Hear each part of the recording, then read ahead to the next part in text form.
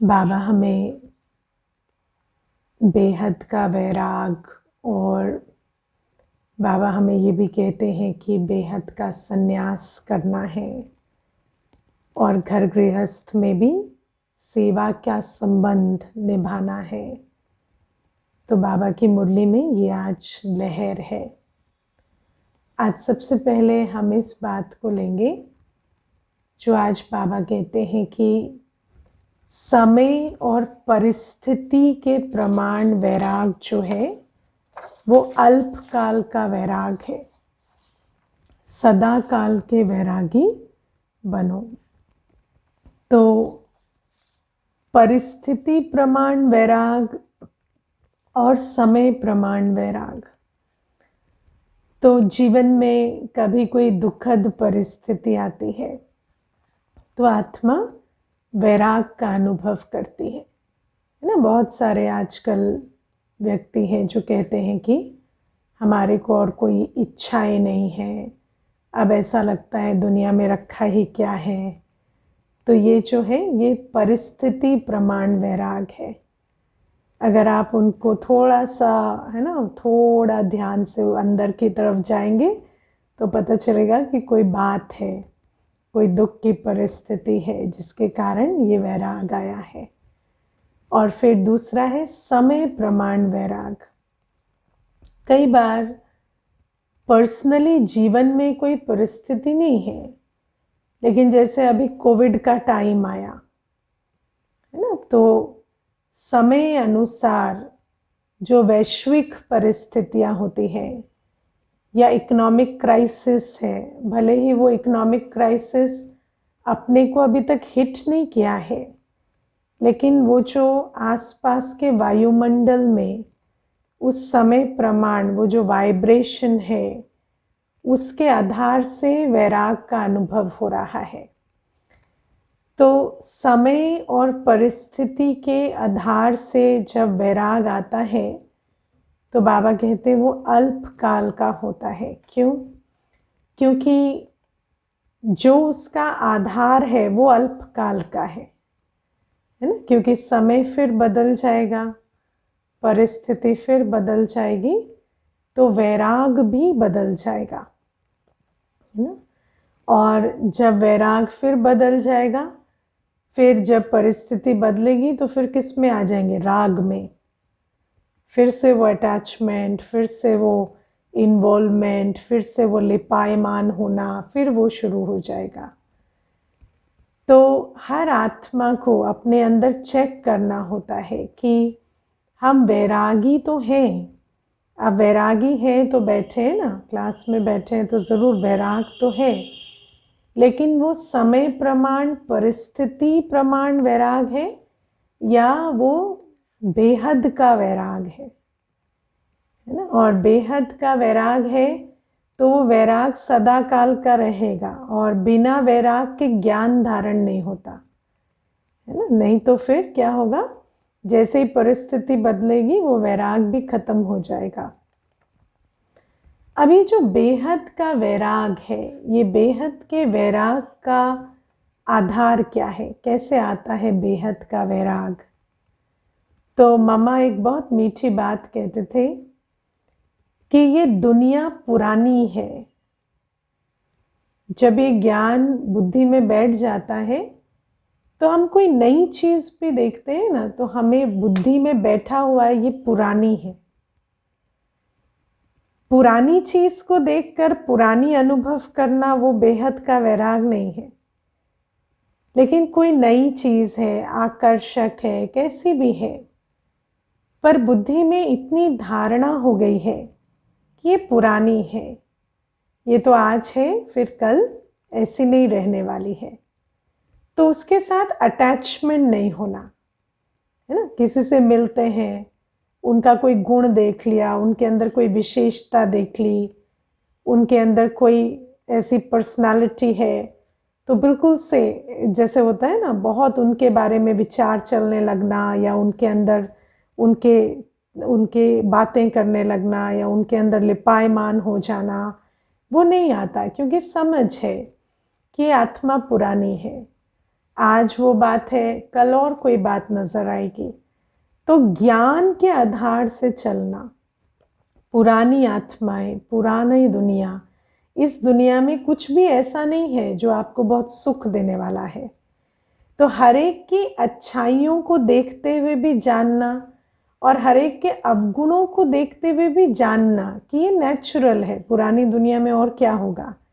लेकिन इसका मतलब ये नहीं है कि सिर्फ यही है, क्योंकि आत्मा के अंदर तो वो पॉसिबिलिटी भी है कि वो देवात्मा हो। तो ये जो ज्ञान के आधार से बुद्धि जो देखती है, जो सुनती है, जो फिजिकल दुनिया में जो दिखाई देता है, सुनाई देता है, उससे बुद्धि न्यारी रहे और ज्ञान के नेत्र से देख सके, इसको कहते हैं बेहद का वैराग। तो हमारे अंदर क्या है? बेहद का वैराग है। सब कुछ देखते हुए, सुनते हुए सत्यता याद रहती है, या जैसा उसका रूप है, जैसा उसका रंग है, उसमें फंस जाते हैं, है ना? जैसा उसका रूप है, जैसा उसका रंग है, उसमें फंस जाते हैं, या बुद्धि बेहद में रहती है ना? कोई बहुत अच्छी बातें करता है तो आपको ऐसा तो नहीं लगता ये ज्ञानी है? ज्ञानी तो तब होगा ना जब अमृत वेला उठेगा, मुरली सुनेगा और श्रीमत पे चलेगा। ऐसे थोड़ी ज्ञानी होगा, है ना? कोई पहले दिन हाँ हाँ करता है तो उसमें फंस तो नहीं जाते, है ना? हर बात में बेहद में बुद्धि रखनी है। और मैं तो हमेशा यही सोचती हूँ, खेल बहुत लंबा है, वेट एंड वॉच, है ना? वेट एंड वॉच कोई भी चीज़ है ना। मुझे याद है, मैं आपको एक छोटी सी इसमें बात बताती हूँ। जब पहले पहले सेवा शुरू हुई तो एक छोटे स्थान में, है ना, शुरू हुई। तो वहाँ रेंट पर छोटा सा स्थान था। तो एक माता आती थी सेंटर पर। तो उस माता ने कहा कि थोड़े दिन हुए, हफ्ते भर हुआ, और वो माता जो है वो क्लास करने लगी। और फिर हफ्ते भर के बाद कहती है कि आप लोग यहाँ किराया क्यों देते हैं? मैं तो अकेले रहती हूँ और मकान भी मेरा बड़ा है, तो आप लोग मेरे साथ ही शिफ्ट हो जाओ और आपको जो करना है आप वहाँ पर करो, मुझे क्या है, मैं तो एक कमरे में रहती हूँ, मुझे कोई ऐसी ज़रूरत नहीं है। तो छोटे होते हैं ना हम, तो हमें समझ नहीं आता, तो हम बड़े खुश हो गए। खुश हो गए कि ऑफ़र मिली है और सेवा वहाँ, है ना। फिर हमने दीदी को कहा कि दीदी ऐसे ऐसे ऑफ़र मिली है और एक माता कहती है कि आप वहाँ शिफ्ट हो जाओ तो वहीं पर सेवा चलेगी। तो दीदी ने कहा कोई बात नहीं, माता को कितना समय हुआ? तो हमने कहा सप्ताह भर हुआ। तो दीदी कहते कोई बात नहीं, अभी उसको आने दो, है ना, आए वो। तो ठीक है। तो हमने सोचा पता नहीं, दीदी को तो अपॉर्चुनिटी भी नहीं ले रही है दीदी, हमें कहना चाहिए कि जल्दी शिफ्ट हो जाओ, पता चला उस माता का मन बदल जाए, ऐसे थोड़ी। लेकिन ठीक है, श्रीमत को मानते हैं, तो फिर शांत बैठ गए। और 3-4 दिन के बाद माता का आना बंद, है ना, माता नहीं आ रही। क्यों? क्योंकि उसने बेटी को कहा कि मैं तो ऐसा कह रही थी कि ये शिफ्ट हो जाते तो यहीं से सेवा करते। तो बेटी ने माता को ही ताले में रख दिया कि ये तो घर लुटा देगी, है ना। तो तो माता मकान क्या देगी सेवा में? माता का खुद का आना बंद, है ना। तो ये क्या है? तो जो वर्तमान परिस्थिति जो सामने दिखाई देता है और जो वास्तव में जो आगे है, उसमें बहुत अंतर है। मिनट नहीं लगता आत्मा को परिवर्तन होने में, किसी भी बात को परिवर्तन होने में। तो बाबा हमें कहते हैं कि हर चीज़ को समझ कर, सोच समझ कर चलो और आदि मध्य अंत देख कर चलो, है ना। जिसने जो आत्मा 10 वर्ष 20 वर्ष से ज्ञान में चल रही है, तो हाँ, उसके साथ हम सोच सकते हैं कि हाँ, ये आत्मा जो है, ये इस आत्मा के साथ जो भी उतार चढ़ाव पूरा देखा है ना इस ज्ञान मार्ग में, तो पता रहता है कि ये कैसे है, क्या है। और जब कोई नया आता है तो फिर उनके साथ हमें बुद्धि बल से चलना होता है। जो वो कह रहे हैं, जो वो दिखाई दे रहे हैं, जो सुनाई दे रहे हैं, उसमें बह नहीं जाना होता, उसको हमें देखना होता है, ऑब्जर्व करना होता है। बहुत लंबा ऑब्जर्वेशन चाहिए, संबंध चाहिए। वो ऑब्जर्वेशन भी बहुत ज्ञान स्वरूप होकर करना होता है, क्योंकि मोस्टली जो कथनी करनी और सोचनी होती है वो बहुत अलग अलग होती है। इसीलिए ये जो बेहद का वैराग आत्माओं के इसमें, और फिर जो परिस्थितियां हैं, तो परिस्थितियों में भी जो बाबा हमें कहता है ड्रामा कल्याणकारी है। तो ड्रामा कल्याणकारी है ये समझकर कोई भी बात, चाहे वो बहुत डरावना सीन हो, बहुत लुभावना हो, कैसा भी हो, उसमें डर की सीन, इंसल्ट की सीन, बुराई की सीन, लॉस की सीन, उसमें भी समझना कि ड्रामा कल्याणकारी है। तो बेहद की बुद्धि से उसको देखना, ऐसा नहीं कि जैसा वो दिख रहा है वैसा है। तो बाबा कहते हैं ये जो ज्ञान है ना, आत्माओं का ज्ञान, परिस्थितियों का ज्ञान, क्योंकि बाबा के साथ का ज्ञान, हर समय पर बाबा का साथ अनुभव कर पाना। भले ही बाबा सामने दिखाई नहीं देता, लेकिन बाबा की मदद को देख पाना, अनुभव कर पाना।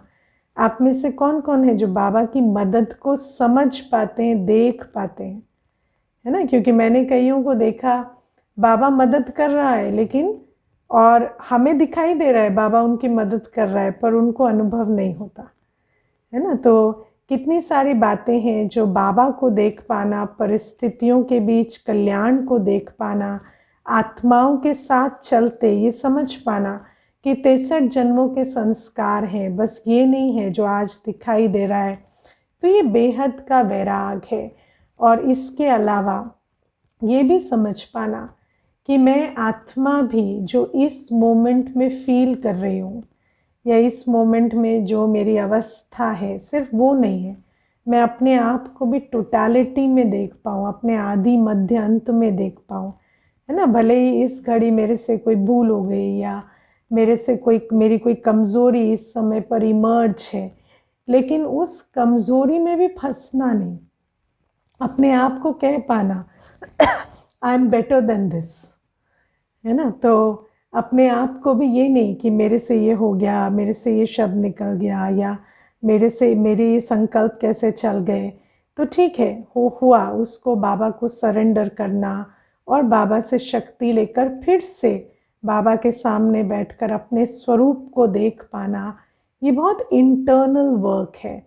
तो हद का वैराग बहुत डिफरेंट होता है, बेहद का वैरागी बहुत नॉलेजफुल होता है। तो बाबा हमें ये बातें कहते हैं। और हद के वैरागी जो होते हैं ना, हद के वैरागियों को कभी देखे हो? किसी ने देखा है हद के वैरागियों को? हाँ, हद के वैरागी ऐसी बोली बोलते हैं ना, आपको लगेगा इनसे बड़ा त्यागी वैरागी तो कोई भी नहीं होगा, है ना? आएंगे तो आप उनको कोर्स क्या करेंगे, वो आपको कोर्स करा देंगे। हाँ, दुनिया तो ऐसे ही है, सचमुच दीदी अंतिम ही घड़ी चल रही है, सामने दिखाई देता है विनाश की सीन, तो ऐसा लगता है देखो दुनिया में 5 विकारों का डांस कैसा हो रहा है, एकदम हमने तो प्रैक्टिकल देखा, ऐसे ऐसे बोलेंगे, और कल जाकर पता चला किसी में फंस मरे हैं, है ना? तो क्यों? क्योंकि हद का वैराग है। तो ये बाबा आज कहते हैं। और बाबा आज हमें कहते हैं कि संबंधों के बीच रहते भी, जैसे आत्मा आज मानो लौकिक संबंध है, माता पिता हैं, बच्चे हैं, युगल हैं, जो भी हैं, अब मानो एक आत्मा का शरीर छूट जाएगा, है ना? शरीर छूट गया तो वो संबंध रहेंगे नहीं, मानो वहीं पर ही दोबारा जन्म हुआ तो क्या होगा? संबंध बिल्कुल बदल जाएगा ना, है ना? मानो उसी एरिया में आपका जन्म हो गया स्कूल टीचर के रूप में, है ना, और आप स्कूल टीचर बन गए, तो वहाँ पर संबंध कैसा बदल जाएगा?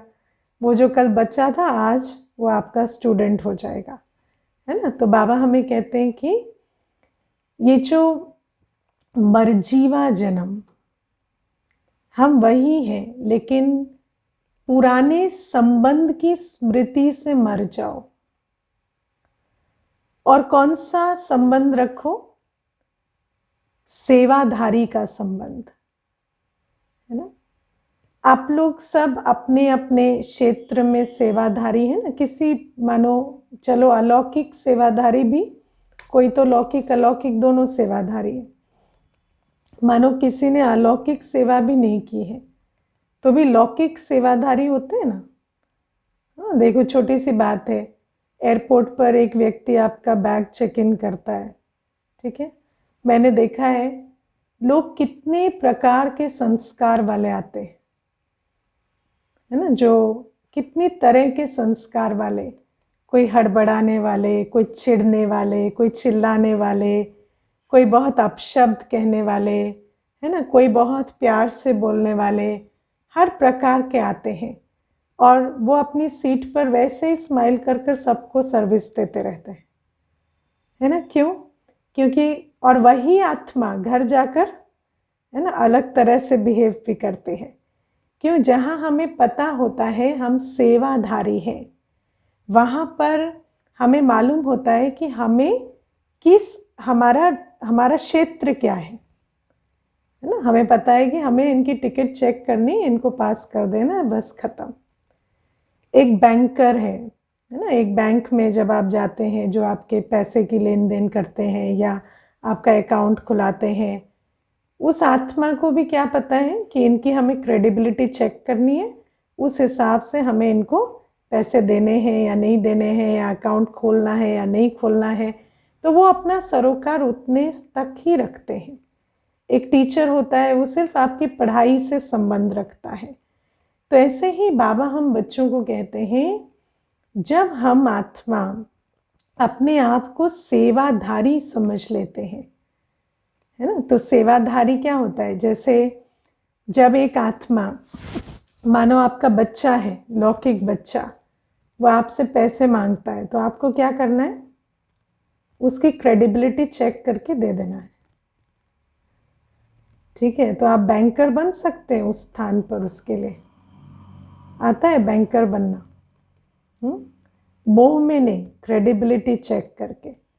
जैसे आज ब्रह्मा बाबा का एग्जाम्पल सुना, क्या सुना ब्रह्मा बाबा का एग्जाम्पल?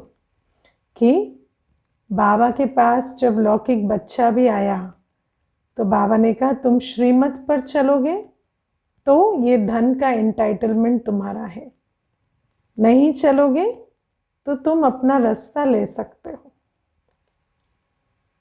ठीक है ना। तो श्रीमत के हिसाब से बाबा ने निर्णय ले लिया, क्योंकि बाबा को पता है कि मैं बाबा का हूँ, मेरा तन मन धन संबंध सब कुछ बाबा का है, समय श्वास संकल्प बाबा का है।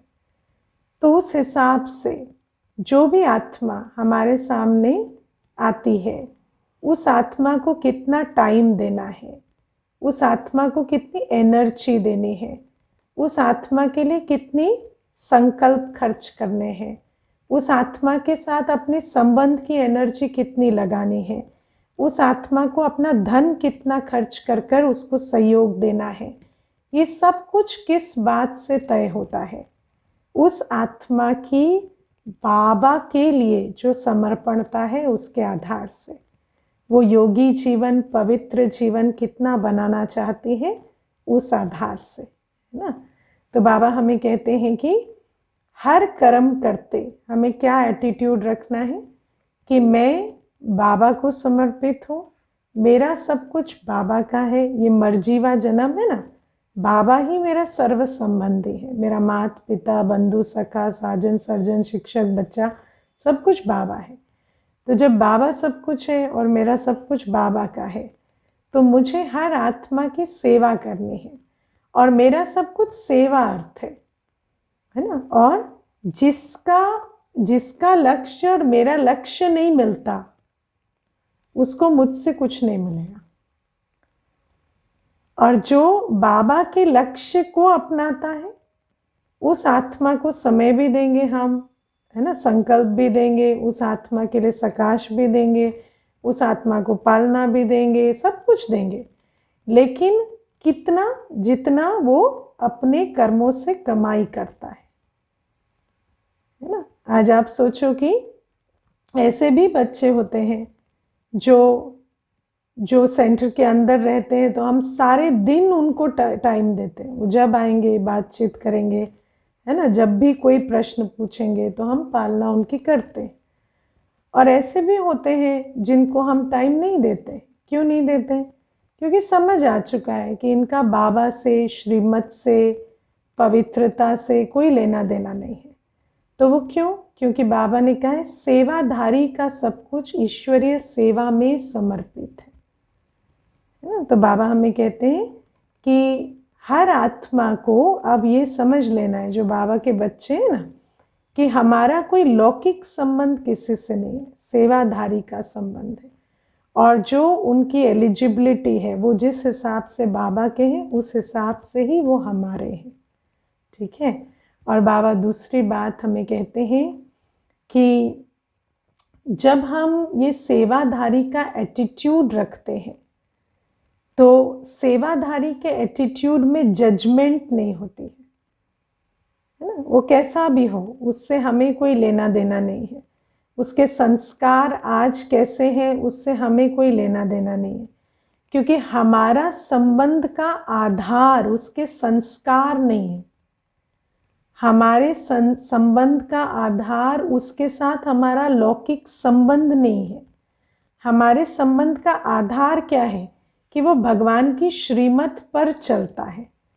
तो उसके संस्कार कैसे भी हो, वो उस बात के पीछे छिप जाएंगे कि ये भगवान की श्रीमत पर चलता है ना। तो जो भगवान की श्रीमत पर चलता है उसको हम अपना सहयोग देंगे ही देंगे, है ना। और भले कोई कितना ही आकर्षक हो, कितना ही मीठा बोलता हो, कितना भी कुछ करता हो, लेकिन अगर वो बाबा की श्रीमत पर नहीं चलता तो हमें उससे कोई लेना देना नहीं है। हम उसके साथ उसके संस्कारों के आधार से या उसकी नेचर के आधार से हम उनके साथ दीपायमान नहीं होते।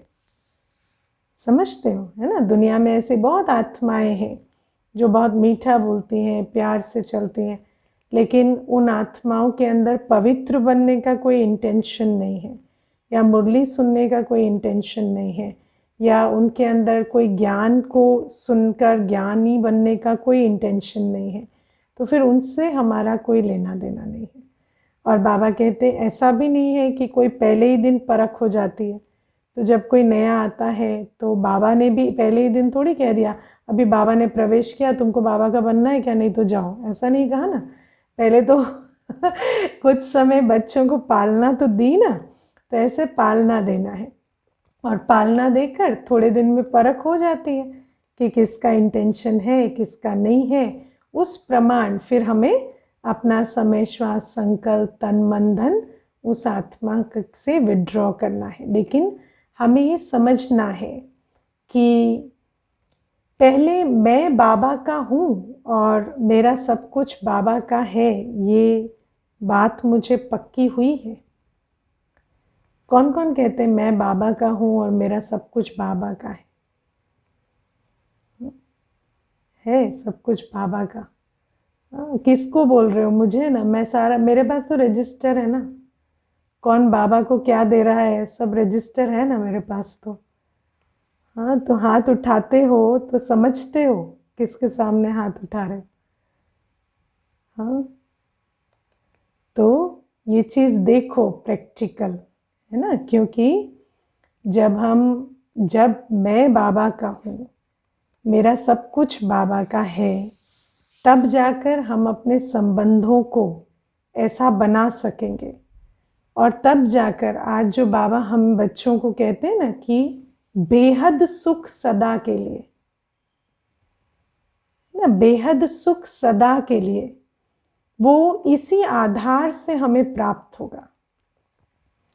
जब हम ऐसे बेहद के सन्यासी बनेंगे, जब हमारा हर कर्म, हर संबंध श्रीमत पर होगा, तब जाकर हमें बेहद के सुख की प्राप्ति होगी, है ना। और जिसने अपना सब कुछ बाबा की श्रीमत पर लगाया है ना, बाबा उसके सब कुछ की जिम्मेवारी लेता है। ये मेरा प्रैक्टिकल अनुभव है। इसलिए उस आत्मा को कभी दुख की अनुभूति नहीं होगी। लेकिन अगर हमें सदा सुख की अनुभूति करनी है तो बाबा ने आज 3 पॉइंट्स बताए ना। बेहद का सन्यासी बनना है, पुरानी दुनिया में ममत्व रखेंगे, पतितों के साथ संबंध रखेंगे। तो पतित आपको कोई लड्डू थोड़ी खिलाएंगे, हाँ तो पतित पने का बीज स्वार्थ है, पता है ना। पतित पने का बीज स्वार्थ है। स्वार्थी कभी आपको सुख नहीं दे सकता। वो अपने काम, क्रोध, लोभ, मोह, अहंकार की पूर्ति के लिए भटक रहा है, वो आपको क्या सुख देगा, है ना। जब तक आप उसके सुख का साधन है तब तक वो आपको उस भ्रम में रखेगा कि आपको मैं सुख दूंगा या दे रहा हूं।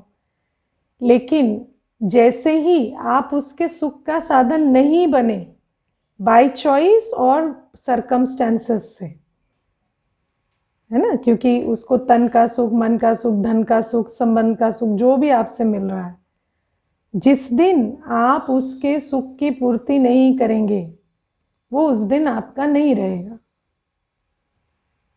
पतित दुनिया का यही नियम है। आप एक छोटी सी एक्सपेरिमेंट करना।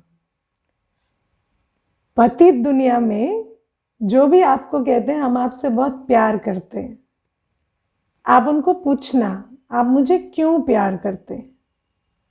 ऐसा कोई नहीं होता है जो कहता है हम आपको बेवजह प्यार करते हैं या आप आत्मा हो इसलिए प्यार करते हैं। एक वजह जरूर होती है कि नहीं, एक वजह तो जरूर होती है ना।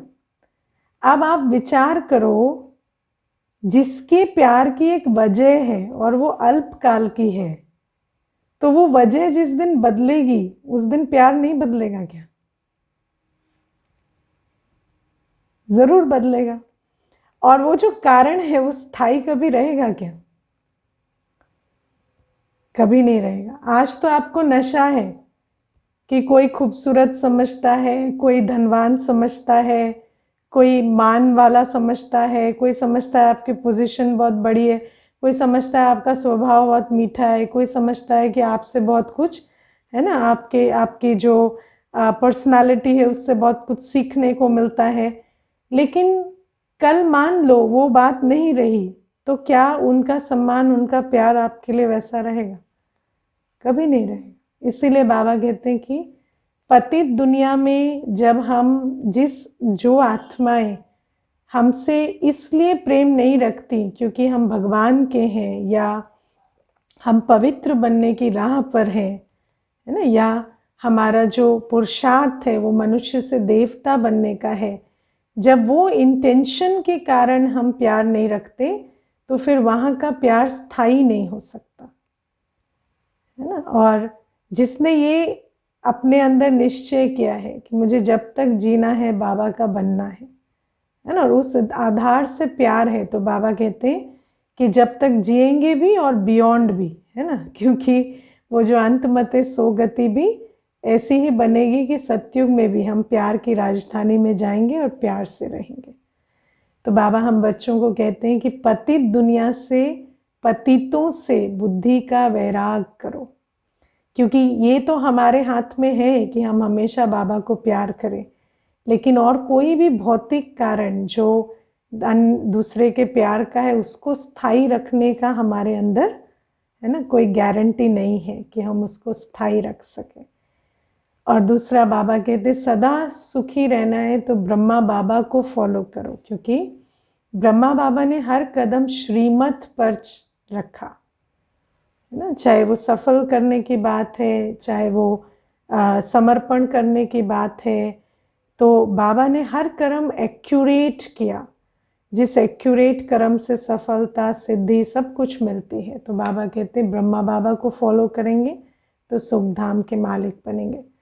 और तीसरा बाबा कहते हैं जो सेवा में रुचि रखेंगे, क्योंकि ये तो कई बार कराती हूँ, happiness is the product of good Karma, है ना। तो जब सेवा ही नहीं करेंगे, आज बाबा ने कितनी अच्छी बात कही कि मैं मेले प्रदर्शनी इसलिए बनाता हूँ कि बच्चे जाके वाचा सेवा कर सके, है ना। ये पूरा यज्ञ क्यों रचा? आपको क्या लगता है, भगवान के अंदर इतनी ताकत नहीं है कि एक जादू की छड़ी घुमा के पूरे विश्व को पावन बना देता? नहीं है क्या?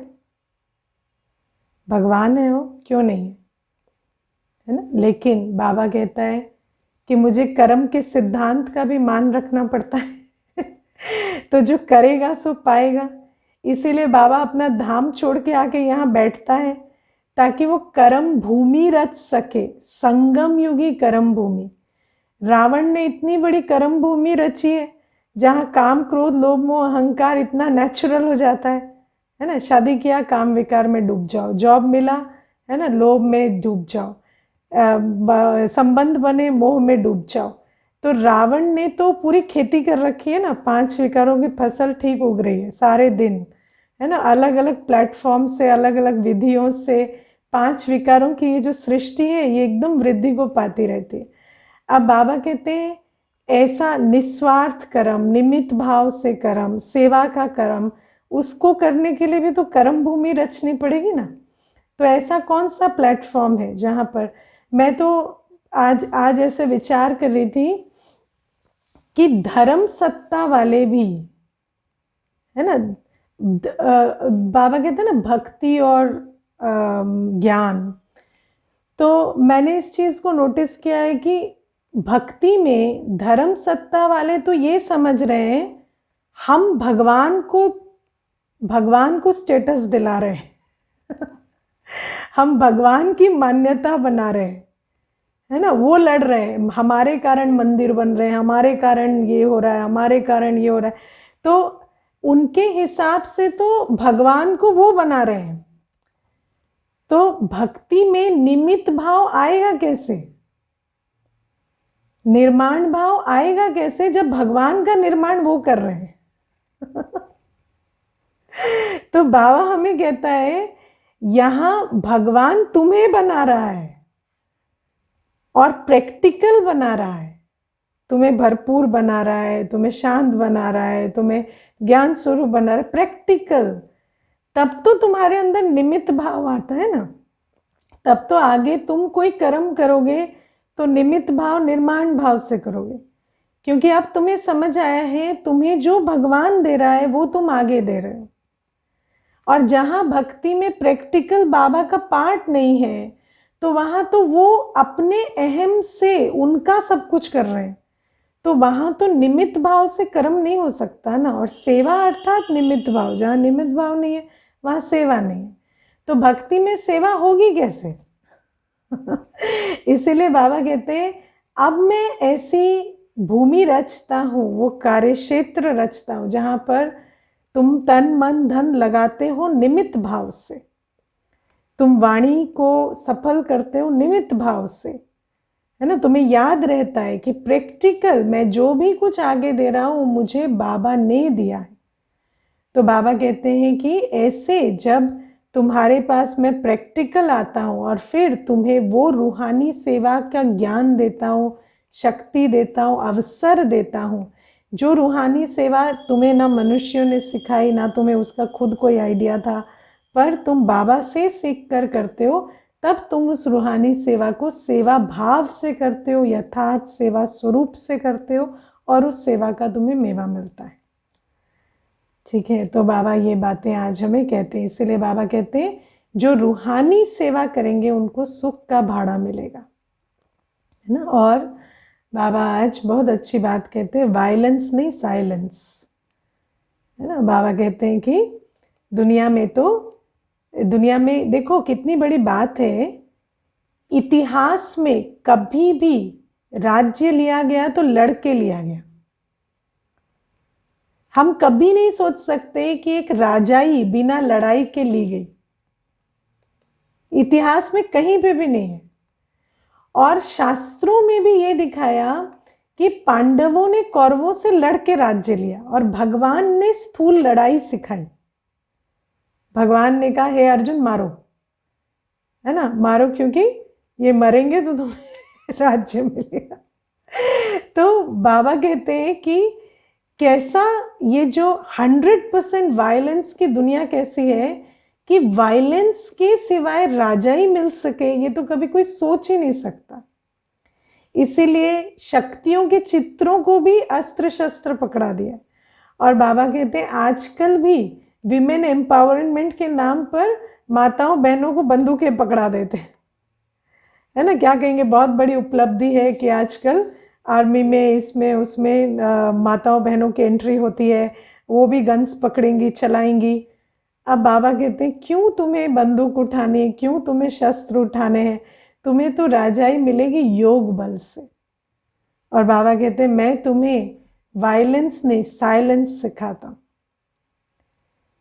जिस साइलेंस से तुम ऐसी अवस्था में चले जाओगे। आज योग में अभ्यास करा है ना, साइलेंस एक विंडो है, एक दरवाज़ा है। अंतर्मुखता की गुफा से बहुत सारे द्वार खुलते हैं। आप अपने आदि मध्य अंत में परम धाम बाबा के पास उस साइलेंस के द्वारा जा सकते हैं। जितनी भी शक्तिशाली अवस्थाएं हैं उसका द्वार साइलेंस है। तो बाबा कहते हैं यहाँ से अंतर्मुखी, और फिर जितना आप बाप को, घर को, राजधानी को याद करेंगे उतना उतना वैसी अवस्था बनेगी कि सारी दुनिया में जब बहुत शोर होगा ना, बहुत आवाज़ होगा, क्योंकि विनाश एक बहुत आवाज़ वाली चीज़ होगी जहाँ 5 तत्व और 5 विकार का आवाज़ होगा। और वो जो 5 तत्व और 5 विकार का आवाज़ होगा वो आपकी बुद्धि को खींच ना सके, आप मन बुद्धि को एकाग्र कर कर एक रस अवस्था में बैठ सके, वो कला मैं आपको सिखाता। और बाबा कहते वो जब अवस्था बन जाएगी तो तुम राजयोग से राजा ही ले लेंगे, क्योंकि जैसी हमारी स्थिति वैसा हमारा भविष्य बनेगा। तो बाबा कहते किसी को ये पता ही नहीं कि भगवान आकर क्या सिखाते हैं। वो तो समझते हैं भगवान आकर भी लड़ना ही सिखाते, वो तो वैसे ही आता था, है ना। श्री भगवान को आकर ये सिखाना पड़ेगा लड़ना है। आजकल तो सब एक्सपर्ट है ना। कोई ऐसा अर्जुन नहीं है जो कहता है कि मैं अपने चाचा काका मामा को नहीं मार सकता। आज तो माता पिता भाई बहन को भी नहीं छोड़ते। तो बाबा कहते युद्ध में ये सिखाने की कोई ज़रूरत थोड़ी पड़ेगी। लड़ने, फिजिकल लड़ाई को सिखाने के लिए भगवान की ज़रूरत नहीं है, वो तो मनुष्य ने बहुत सिखा ली। ये सिखाने में आता, ठीक है। तो ओम शांति। थोड़ी